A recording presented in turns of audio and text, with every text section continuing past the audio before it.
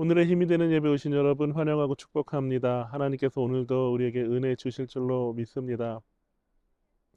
예전에 한 집사님께서 저에게 이런 질문을 하셨습니다. 구약의 하나님과 신약의 하나님은 다른 분 아닌가요? 신약의 하나님은 사랑의 하나님이신 것을 알겠는데 구약의 하나님 보면 너무 엄격하고 또 무섭습니다. 진노하시고 징계하시는 모습을 보면서 구약의 하나님과 신약의 하나님이 다른 분처럼 느껴집니다. 라는 질문을 받은 적이 있습니다. 구약의 하나님은 우리가 볼 때에 정말 엄격하고 무서운 분으로 보이죠. 그러나 그 엄격함과 또 하나님의 징계 뒤에는 하나님의 슬픔이 있습니다. 하나님의 백성들을 향해서 슬퍼하시는 마음이 있다는 것이죠. 그러나 하나님께서 그것을 다 표현하지 않습니다. 제가 하나님의 그 슬픔에 대해서 생각한 적이 있는데 하청호 시인의 아버지의 등이라는 시입니다. 잠시 읽어드릴게요. 아버지의 등에서는 늘 땀 냄새가 났다. 내가 아플 때도 할머니가 돌아가셨을 때도 어머니는 눈물을 흘렸지만 아버지는 울지 않고 등에서는 땀 냄새만 났다. 나는 이제 알았다. 힘들고 슬픈 일이 있어도 아버지는 속으로 운다는 것을, 그 속 울음이 아버지의 등에 땀인 것을, 땀 냄새가 속 울음인 것을. 그래서 이 시에서 아버지라는 존재는 가장이라는 그 짐을 지고 책임을 지는, 그래서 슬픔조차도 표현할 수 없는 그런 존재인 것을 이 시는 말하고 있습니다.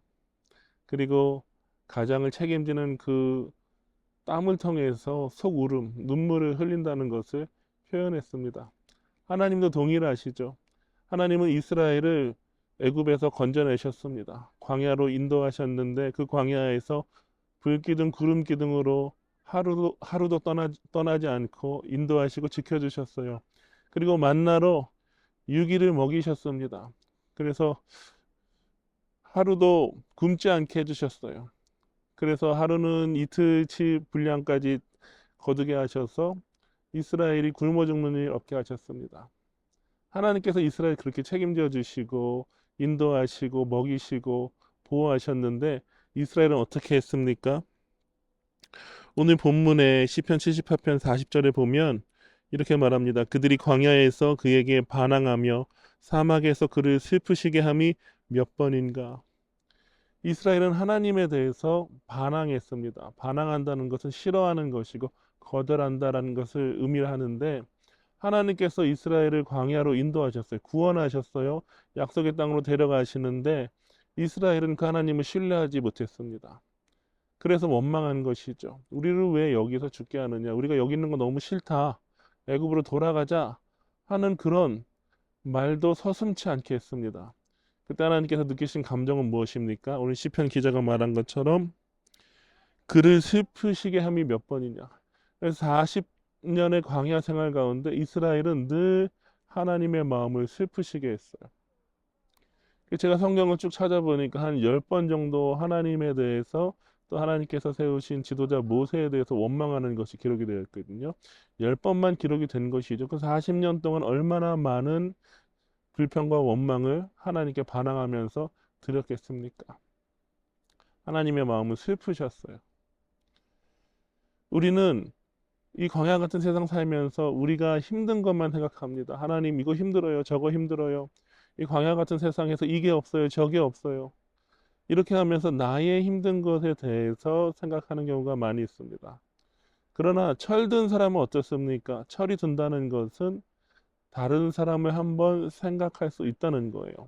더 이상 나 중심의 자기 중심의 미성숙함에서 벗어나서 아, 우리 부모님이 얼마나 힘드셨을까? 우리 저 사람이 얼마나 힘들었을까? 한번 생각해 볼 수 있는 것이 철이 든다는 것이죠.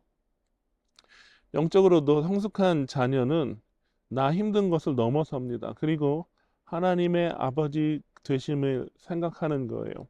하나님 마음이 어떠실까?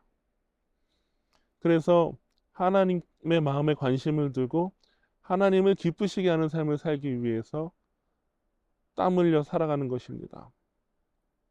오늘 하루 살아갈 때 하나님께서도 슬퍼하신다는 것을 기억하고 이 광야 같은 세상에서 하나님을 슬프시게 하는 삶이 아니라 하나님을 기쁘시게 하고 하나님을 영광스럽게 하는 그런 철든 자녀로서 하나님의 자녀로서 살아가는 하루가 되시기를 주님의 이름으로 축원합니다.